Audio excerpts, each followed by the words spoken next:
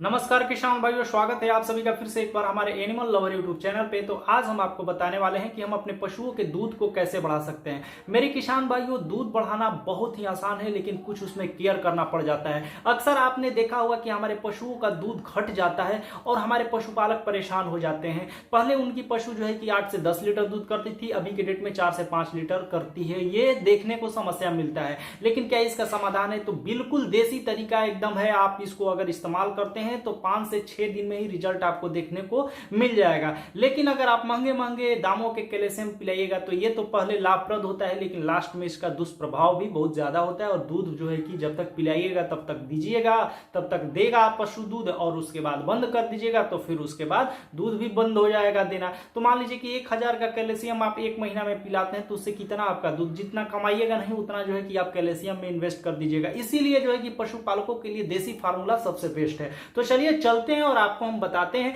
कि अगर आपकी भी पशु का दूध घट गया है तो आप किन किन विधियों से अपने पशुओं का दूध बढ़ा सकते हैं। सबसे पहले हमें अपने पशुओं के डाइट प्लान को देखना होगा। डाइट प्लान चेक करना होगा कि हम अपने पशुओं के डाइट में क्या देते हैं। मुख्य जो है कि जितने भी बड़े बड़े डेयरी फार्मर हैं, किसान हैं, जितने भी पशुपालक हैं, जो जानते हैं कि पशुओं को दूध बढ़ाने के लिए हमें क्या क्या देना पड़ता है, कौन कौन से ग्रेन्स अनाज देने होते हैं, तो वो मैं आपको शेयर करता हूं। सबसे पहले मैं बता दूं, जैसे गेहूं हो गया, आमतौर पर जो है कि हमारे बिहार और उत्तर प्रदेश, पंजाब, हरियाणा में काफी मात्रा में गेहूं का उपज होता है। तो हर एक पशुपालक जो है कि 100% में 90% जो है पशुपालक पशुओं को गेहूं का दलिया देता है। तो गेहूं के दलिये में बहुत सारे पोषक तत्व होते हैं, विटामिन, मिनरल्स, और इसके साथ साथ हमें गेहूं का दलिया नहीं देना है। कुछ अलग भी हमें ग्रेन्स अनाज देने हैं जिसमें अलग अलग प्रकार के विटामिन हो। जैसे गेहूं के साथ हमें मक्का देना है, मक्का के साथ जौ देना है, फिर उसके बाद बाजरा भी हमें देना है, और एक मात्रा में हमें क्वांटिटी तैयार करना है। जैसे कि 100 केजी का हमें मात्रा बना लेना है कि हमें 100 केजी का अनाज का मात्रा बना लेना है।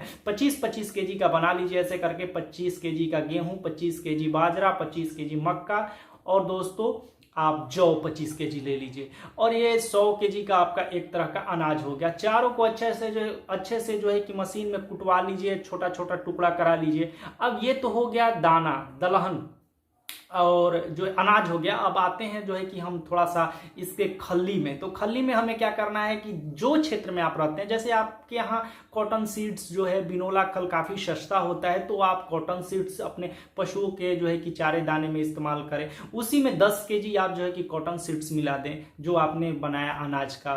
तो अगर आपके पास कॉटन सीड्स नहीं है तो आप सरसों का खल मिला दें 10 केजी। वो भी अगर आपके पास नहीं है तो फिर आपको जो राई के बाद जो होता है तीसी होता है, तीसी का जो है कि खल आप जो है कि मिला सकते हैं। तो जो जिस क्षेत्र में आपका जो है कि जो खल मिलता है वो 10-12 केजी उसमें ऐड कर दीजिए। और उसके बाद चने का चूनी मिल जाए तो भी ऐड कर दीजिए 5-10 केजी। और आपको जो है कि चने के चूरी के बाद जो है कि आपको जो गेहूं का जो ऊपर वाला छिलका होता है वो अगर आपको मिल जाए किसी मिल वाले के पास, अथवा जो पशु के चारा रखते हैं, अनाज वगैरह रखते हैं, उनके पास अगर मिल जाए तो वहां से भी आप चाहें तो 2-4-5-10 केजी उसमें ऐड कर सकते हैं। नमक उसमें 1 केजी लगभग ऐड कर दीजिए। और उसके बाद दोस्तों चने की चूरी हो गई, और जो है कि गेहूं का छिलका हो गया, खल हो गया उसमें। और मेरे किसान भाइयों, अगर आप चाहते हैं तो मसूर का जो छिलका होता है उसको भी ऐड कर सकते हैं। मसूर की दाल 2-4 केजी हो तो डाल दीजिए उस अनाज में, और उसको एक विधिवत तरीके से एक अनाज बना लीजिए, कंप्लीट बना लीजिए।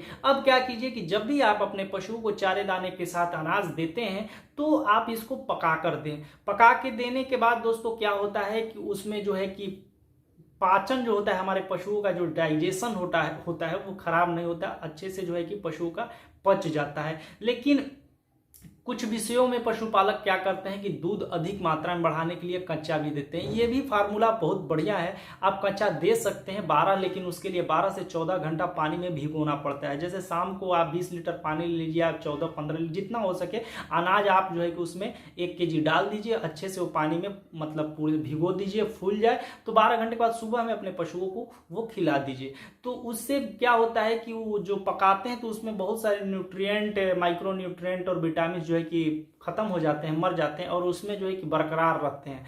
तो ये भी फार्मूला ठीक है, ये भी, लेकिन पशुओं के पाचन तंत्र के ऊपर देखना पड़ता है कि अगर आपकी पशु का डाइजेशन हमेशा वीक, पतला गोबर करती है, तो फिर आपको उसको आग में पका के देना उचित माना जाएगा।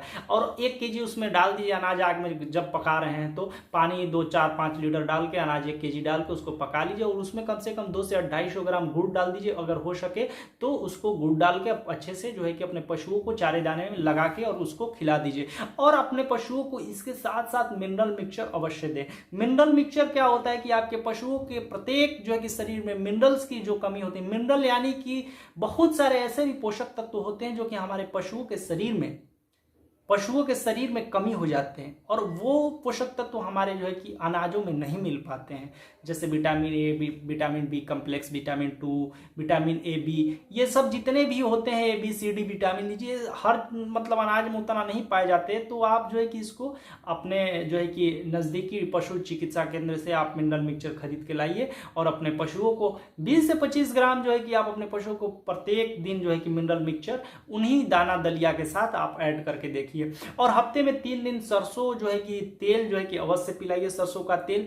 इससे आपके पशुओं के दूध में फैट के साथ साथ जो है कि दूध में जो है कि फैट की वृद्धि होगी, अडर में विकास होगा। कभी कभी चना भी हमें अपने पशुओं को खिलाना चाहिए, इससे अडर हमारे पशुओं का जो है कि बढ़ता है। विटामिन एच की कमी से अडर जो है कि हमारे पशुओं का जो छोटा हो जाता है, उसको बढ़ाने के लिए चना बहुत ही मददगार होता है। आप 50-100 ग्राम चना ले लीजिए, इतना चना ले लीजिए, और उसको पानी में भिगो कर अपने पशुओं को थोड़ा सा कूट खान लीजिए, उसमें से थोड़ा सरसों का तेल मिला दीजिए, 10 से 15 ग्राम अपने पशुओं को खिला दीजिए, गुड़ के साथ भी खिला सकते हैं। तो इससे भी आपके पशुओं का जो होता है ना, अडर का विकास होता है।